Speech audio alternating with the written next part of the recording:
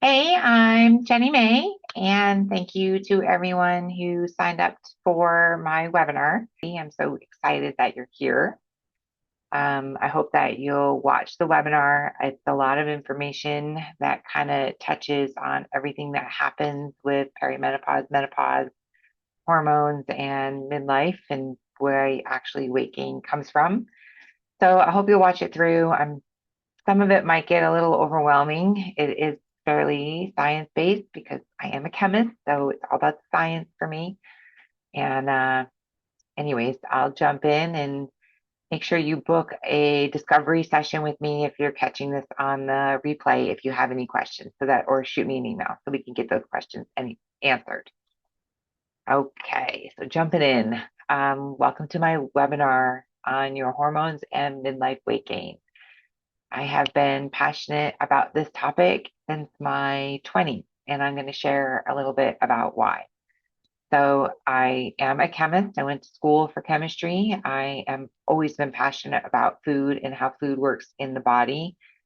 So much so that even in my undergraduate chemistry program, all my science revolved around food, beta carotene in carrots, arsenic in apples, all that good stuff. So, I from undergraduate school as a chemist, I went on to working in pharmaceutical companies and predominantly with hormone replacement products. So initially with testing products, and then I went on to formulating, manufacturing, FDA approval of hormone replacement therapy products. As a result of that, I went through an early menopause of my own in my 20s. So when you're working in a lab and you're testing hormone therapy products, you're grinding up tablets and pills, you're getting exposed to those um, estrogens, progesterone at a certain level. So when I left that company and went to a different one, and I got out of that environment, that elevated level of those estrogens came dramatically down, and my body went reeling into its own menopausal type symptoms with the whole night sweat, hot flashes, dryness, moodiness. It was crazy. I had everything. I was about in my mid 20s, 25, 26. Doctors didn't really have a lot of answers, birth control, stuff like that to try and regulate things. But it was really just a matter of time of learning how to support my own body through that transition and time, really. But that is really where my passion for understanding what happens to the body with hormones and midlife, that's really where my passion began. So, the average woman gains about 15 pounds during that menopause transition from perimenopause through that menopause when you no longer are menstruating into postmenopause. And that was something that never added up for me. So when you're younger and you go into puberty and you get estrogen, right? Your body starts to make more estrogens. And I'm using estrogens as an all encompassing term, right? Estrogen is all of your estrogens, there's several, and your progesterone. Anyways, as you go through puberty and your body starts to make more estrogens, your body fat goes up, you gain weight, you get your curves, right? Like that's what makes us have more body fat than men, is those higher estrogen levels. So when you go into menopause and your estrogen levels come down, why do you gain weight? In theoretically, right, you should lose. If estrogen, as we go through puberty and estrogen causes us to gain weight, then why, when it goes down, do we still gain weight? That doesn't seem fair at all now, does it? So, anyways, that really kind of bothered me. And so I have made it my life's work really since my 20s to kind of understand how that all happened.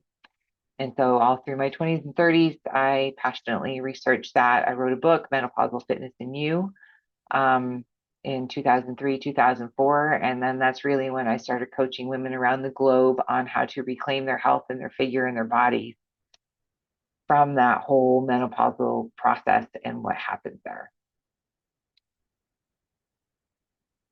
I've been at this for quite some time, actually. Um, yeah. So I'm going to share a couple stories. This is a story about Mary, who was gaining 10 pounds a month. on a regular basis. So I met her in about month 4. She was closer to her 50s, so she was more into that menopause, postmenopause versus the perimenopause. And she was legitimately gaining 10 pounds a month. Her body was just gaining. She had a pretty high stress job. Um, she had a great job. She was passionate about it. She loved it, but it had a fair amount of stress with it. And fortunately, she was pretty financially secure, so she could see every specialist in the country at that time and was getting all the hormone replacements and supplements that she could get to support her body. And she was still gaining 10 pounds a month. And if we take a step back, remember I said that when we take estrogen, it tends to make our body hold fat. Well, a lot of that holds true for the hormone replacement therapies as well, right? A lot of women start on those products because they want to stop the weight gain or help their bodies lose fat. When sometimes when you go on them, it actually accelerates the process of gain. So it just has a lot to do with what's going on underneath the surface. And in Mary's case, it was her adrenals. So her adrenal glands, which are the glands that produce your stress hormones, they were overloaded. They were tired, right? So cortisol is one of your stress hormones. And um, when you're making too much cortisol, it kind of throws things out of whack. And so what a lot of people don't realize is adrenals, the glands that make your stress hormones, when your ovaries start making less estrogen, your adrenals are supposed to help pick up that slack. But if they're fatigued or there's too much stress in our environment or our lives and the adrenals can't help, then the body actually stores belly fat, that muffin top, to help make estrogens. Your fat cells can become part of your endocrine system and actually make hormones. It can aromatize hormones into other hormones. So it actually helps with estrogen production. So that dreaded muffin top that everybody hates as they transition through that whole menopause season is really there to support you. It's kind of like a feedback loop for the body, right? Like if these things can't support and you're struggling as you go through it, then the body's going to be like, okay, store fat here and we'll make our hormones. We'll make the hormones that way. So anyways, in Mary's case, that's what was happening. And it was happening at an accelerated rate. So despite all her best effort and eating less and working out and taking all the things, it wasn't helping. It wasn't until we addressed the whole balance of things that she was able to stop gaining and spin things around so that she could at least start losing the weight that she had put on, which she successfully did. But the biggest thing is in Mary's case, she was working out about 6 days a week. She was overtraining. And that overtraining, when you start to over exercise, that also becomes a negative stress that helps fatigue those adrenals that feeds into the system. So eating less and exercising more, not necessarily the solution when your adrenals are already struggling with the whole change. So she didn't need more hormones or harder workouts. She needed to support her adrenals so her body could stop fighting her. She needed to support her body in a better way so that she could see the change that she wanted. Another story was Jessie. Jessie was about in her 40s, so more the perimenopause time frame. And she was eating her macros, protein, carbs, fat, perfect balance. She was working out, nice balance. She was drinking her water. She just wasn't losing. She wasn't gaining. She wasn't losing. She was staying the same. She wasn't seeing the change that she wanted. When we dug a little bit deeper and looked at things a little bit closer, it became clear that really it was just her liver, right? Her liver was the stopgap. The liver plays a huge role in fat burning. And if it's bogged down from whatever life has thrown at us from when we're born until we hit this season, then it can be pretty sluggish, right? It has to process everything from food, sugar, stress, toxins, alcohol, medications, anything you inhale, estrogen, hormones, like it wears a lot of different hats and it has a lot of responsibilities. So if it's tired by the time you start to enter perimenopause, menopause, then it can be a problem. And so when it slows down, it doesn't clear hormones properly, making it harder to lose fat, also making it more likely that you're going to hold fat in your hips and thighs. Blood sugar gets harder to regulate, fat burning slows down or stops, and the body retains water to dilute down toxins. The answer is pollution. Body's answer to pollution is dilution. And so a lot of times, I say people are just holding 10 pounds of toxic fat because your body takes toxins and stuff that in your fat cells, and when it can't get rid of it, it just retains it. It just keeps adding water to the mix to retain it. So that was Jesse's situation. Once we got the liver supported and her body was able to finally let go of that bloat and start to burn fat more effectively. The big myth, it's just hormones, right? We head towards those menopausal years, perimenopause, menopause, and you go to your doctor and you have symptoms and they're like, well, welcome to menopause. It's the change. It's your hormones. I don't know what to do. We can test, but everything's probably going to be the same. So you do the test, blood work's all good, hormones are good, but you're still experiencing symptoms and there's not much they can do. So they say eat less and exercise more, right? I think you may have all heard that at one point. And that's not necessarily the best answer. And part of that is because, although I think we're getting better in the medical community, is that when you go to the doctor, we're trained to treat disease. So if there's no disease, there's nothing to treat. Our medicine is not in the business of making people healthier, it's in the business of treating sick. So when it comes to making people healthier, they're not really sure where to start. And that's where people like myself come in. What's really going on is it's a metabolic shift and it's different for everybody. There are 12 menopause types in terms of the sex hormones like progesterone, estrogen, testosterone. There are variations within there. So there are about 12 different types of menopause with just your sex hormones that people can experience. And then you layer on the things I'm going to touch on, which is like your organ health, everything that's stacked inside your pelvis, how that impacts things. I have been doing this for 30 years, 21 years. I've been doing this for 21 years. I've been studying this for 30 years. And I've worked with thousands of women, and I have never met two that were alike. Everybody's chemistry is unique. Lifestyles are unique. Food preferences are unique. Everybody's 100% unique. So, and in that time frame with the thousands of women I have worked with, I have only ever told one person that they need to eat less. Only one person. So it's not so much about calories, right? It really, really isn't. It's about your hormones and it's about your organs, which is what we're going to start to touch on, right? So why eating less and exercising harder doesn't work. And that's typically what happens. Scale doesn't move, people eat less, they exercise more. And what happens? In a lot of situations, they gain, right? I see that all the time in women who decide that they're going to run marathons and they are just going to outrun that metabolism and that hormone change. And they come to me a few months into training and say, I have started running marathons and I have gained 15 pounds. Why? And that comes down to, let me get my marker here, these adrenals, right? Adrenals can't keep up. It comes back down to those adrenals and they're the fact that they're supposed to help pick up the slack during this season and they're too darn tired. Exercise should be a positive thing on the body, but exercise is stress when done correctly with recovery, the right nutrition, the right balance of things.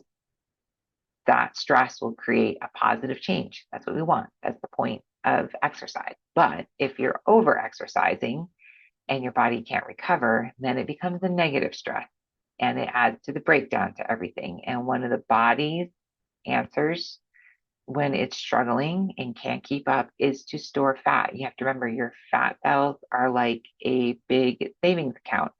When it is threatened, it's going to hold water, number one, and then it's going to hold fat because it's going to save that for situations that might be an emergency, right? It needs to have that stored up calories, just like you would have a savings account and you would want to touch it because it's for emergency. Same idea.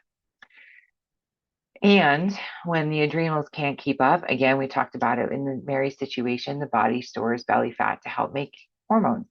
So that's part of that overtraining situation. You add in more belly fat because the adrenals can't keep up. Fat cells start to become part of your endocrine system. They can make the estrogens that the adrenals can't, and then it goes up.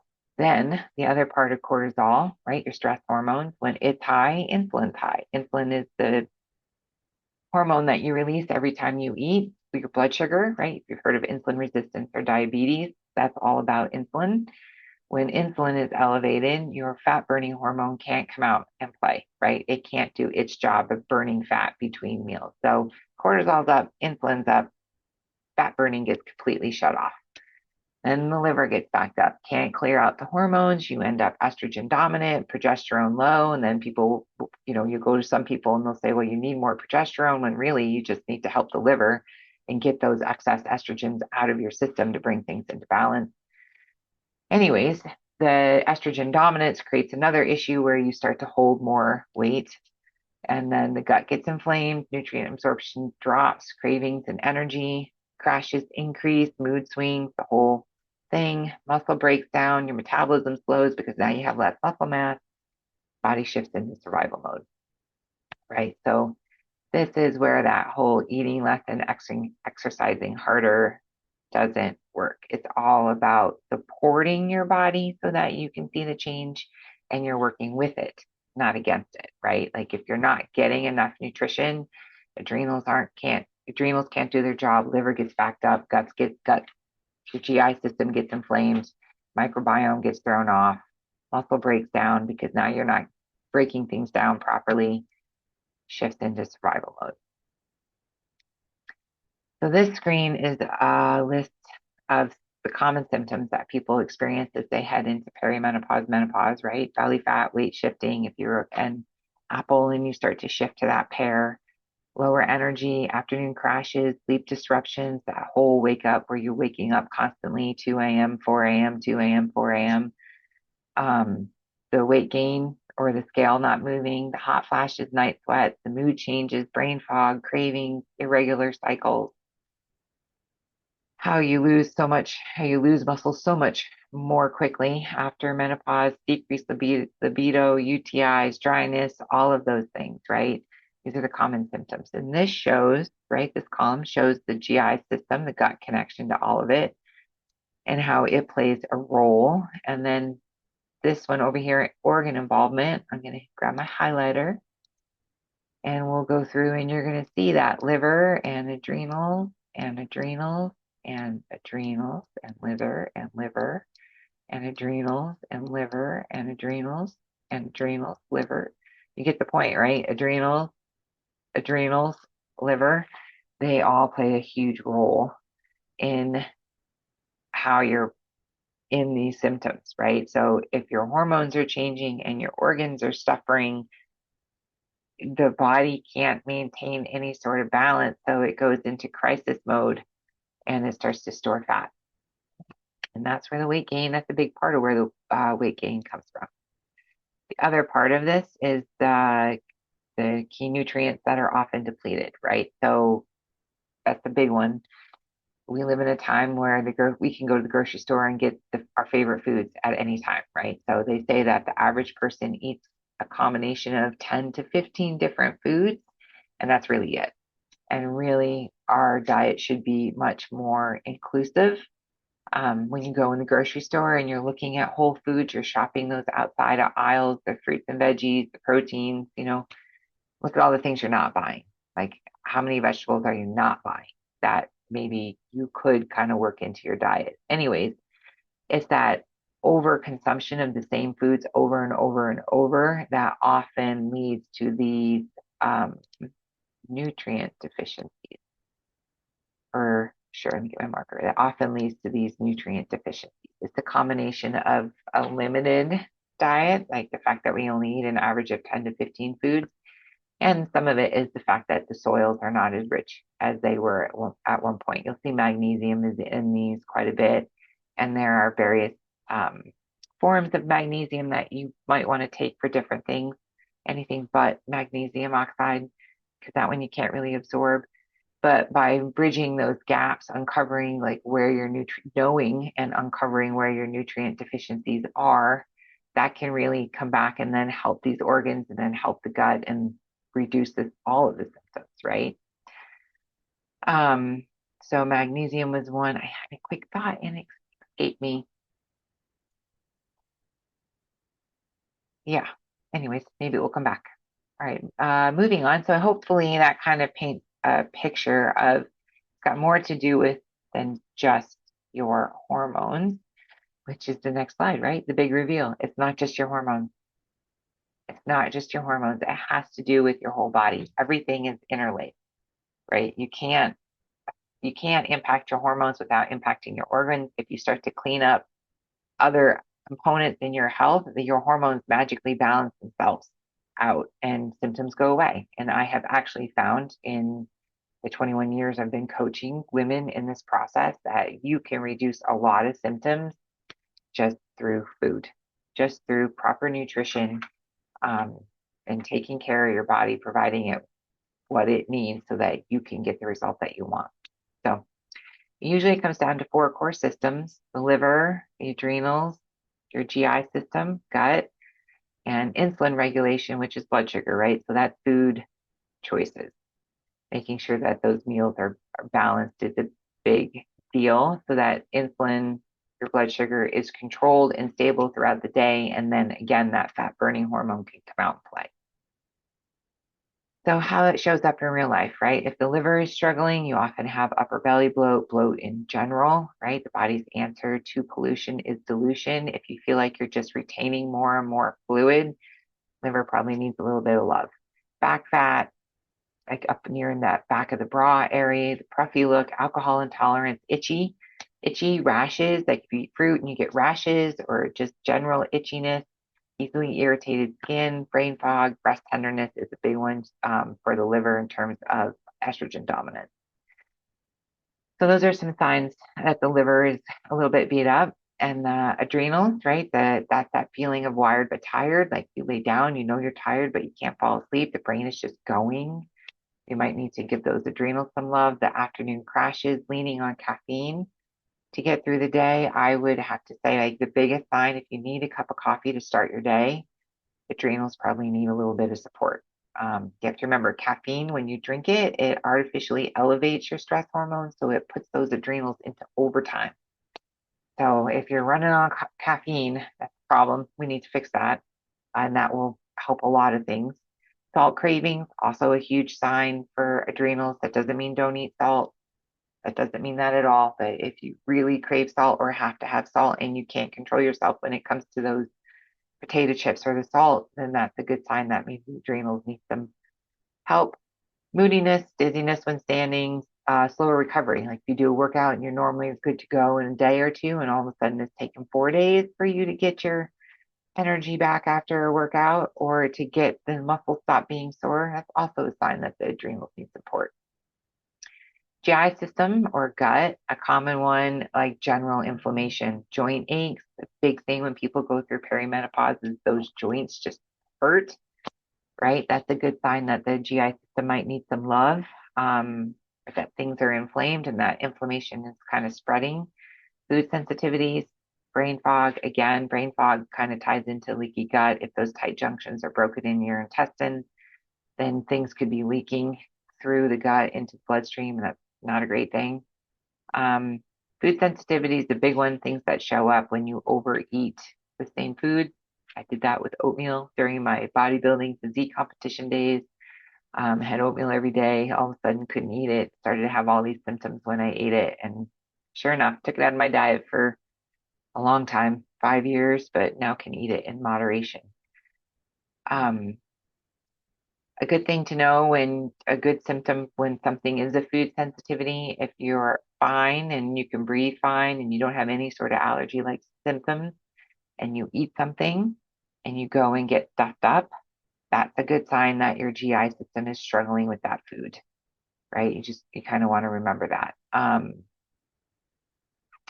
It shouldn't happen. That shouldn't happen. If that does happen, then your GI system is getting agitated and it's releasing histamine and is creating an allergy issue, an allergy response. We don't want that. We want to fix that before it becomes a bigger problem. And then insulin, blood sugar, right? If that's not stable, hunger, that leads to a whole other host of things, which we'll touch on, but sugar cravings, carb cravings, moodiness, weight gain in the love handles, back of the arm, all those good things. All right, the hormonal 4. The declining estrogen level sets off a cascade involving all of these things. It's particularly the liver and the adrenals. Again, if they're fatigued or struggling when you hit perimenopause, menopause, then, or they're not getting the support that they need, then you are going to have some of these symptoms, right? Like the hormones should be able to change, but if these organs are all functioning fairly well and they're fully supported, then your symptoms should not be as bad. But if they are not fully supported, then you're going to develop estrogen imbalances, the stubborn weight loss, poor sleep, the adrenals, cortisol is going to go up. You're going to store more belly fat to help make estrogens, which is going to add to the estrogen imbalance. You're going to develop insulin resistance, which, right, insulin resistance leads to type 2 diabetes. When you have that insulin resistance, now glucagon can no longer work. So now you can't burn fat, which then contributes to leptin resistance. And that's that feeling of you're never satisfied and you can't eat enough. And you just keep craving more foods and I'm going to go over here and eat this and see if that satisfies. And I'm going to eat this, see if that satisfies. But nothing satisfies. That's leptin resistance, that ability for your body to know, like, hey, I'm done. You lose that. And then that leads to that whole GLP-1 dysfunction, right? Which is what you're seeing now in all the weight loss, the GLP-1 weight loss drugs, is that they can try and manipulate it internally through those pharmaceuticals.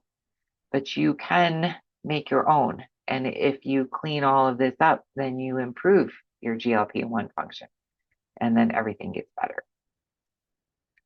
So all of this kind of stacks, and then that's a big part of where the weight gain really comes from, right? So there's a lot of pieces.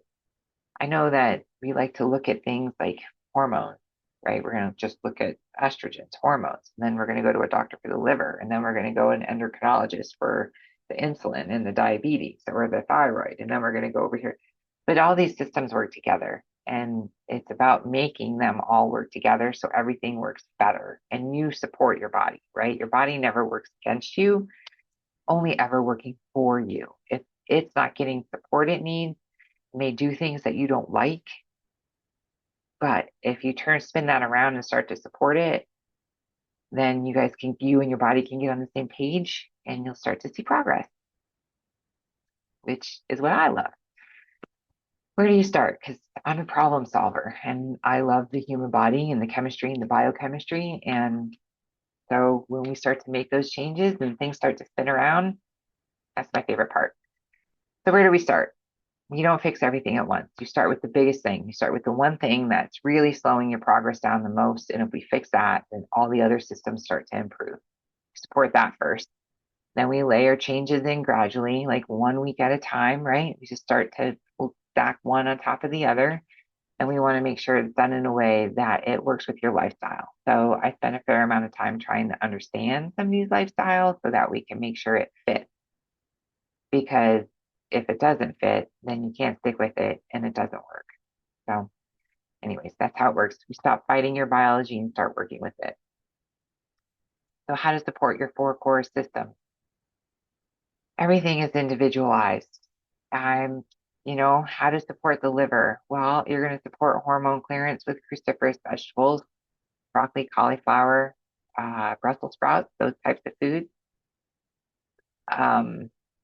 Someone who has acid reflux, I'm going to give them suggestions that I wouldn't give somebody who doesn't have acid reflux, right? But in general, lemon, apple, celery, all good foods to also help support the liver. In terms of cleaning it out, manage your fat intake, making sure that we're not getting too much fat because the liver is responsible for processing fat, reducing your toxins, like all of those things on an individual basis needs to be looked at and addressed. If you don't eat cruciferous vegetables, then what do we do supplement-wise to bridge that gap? Like those are all things to be considered. But in general, like those are the things you're going to do to support the liver. The adrenals, it's about recovery. It's about managing caffeine intake, right? If we're living on caffeine, how do we start to wean it down? What are other things that we can do to help support that? How do we lower the stress load? Keeping your blood sugar stable will help a lot. Remember, insulin and cortisol, they go together. Insulin's up, cortisol's up, insulin's up.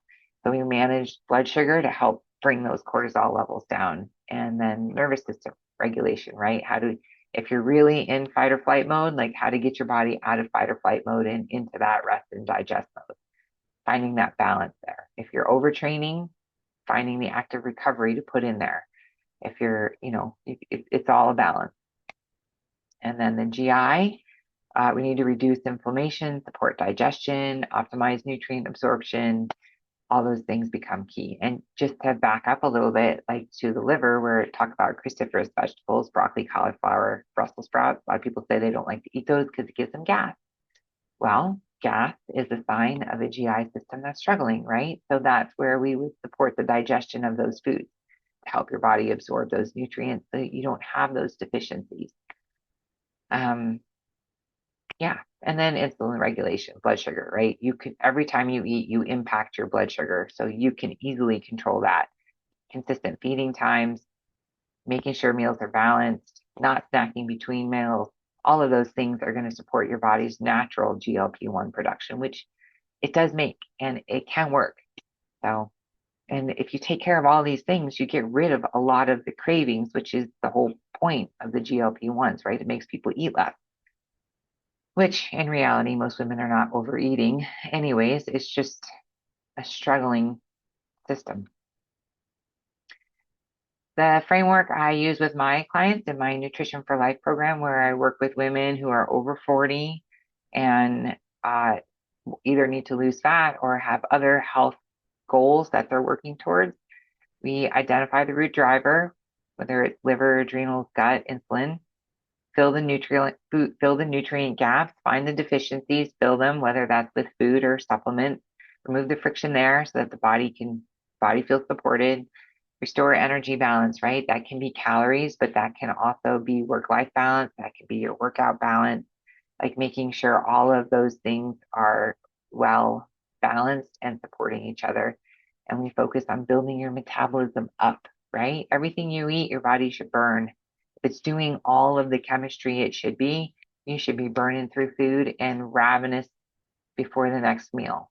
If your metabolism is slowed down and it's stopped doing chemistry because it hasn't had the support that it needs, that's a problem.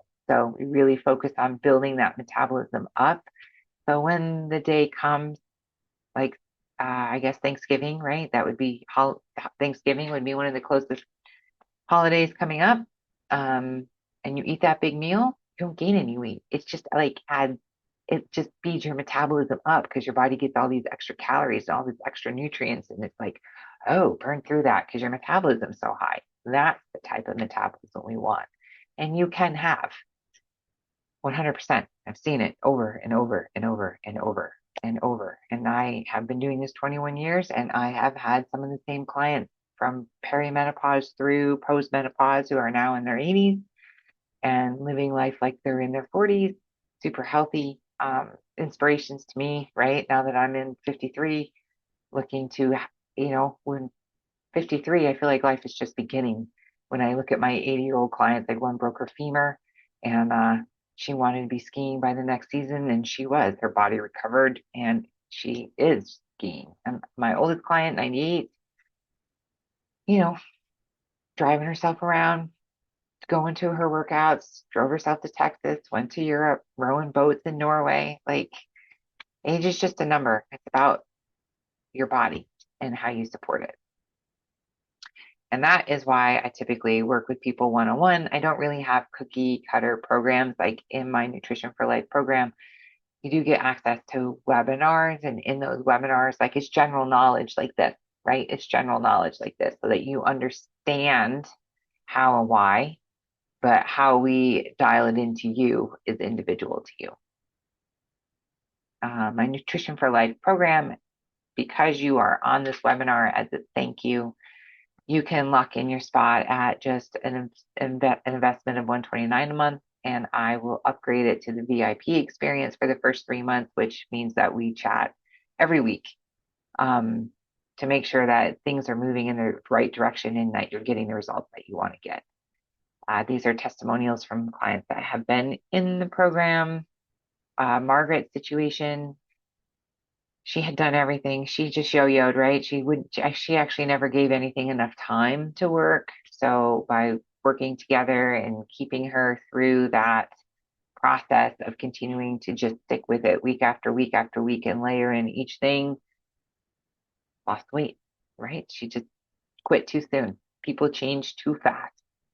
Nancy, hers was a liver issue similar to Jesse, and a blood sugar issue. Once we got those things sorted out, easy, easy. Like scale starts moving, easy.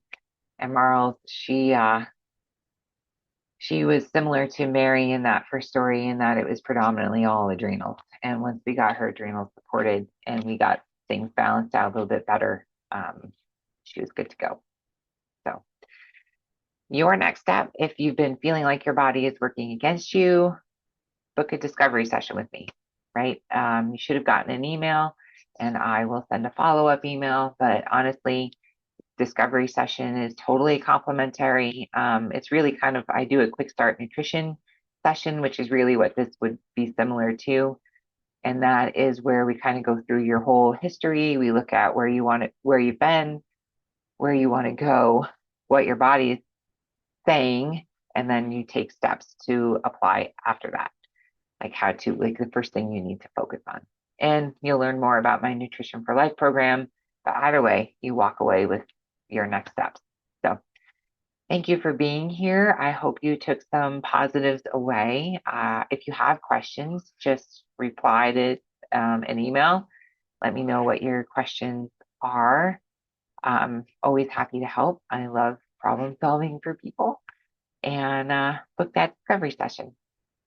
Thank you and have a great day.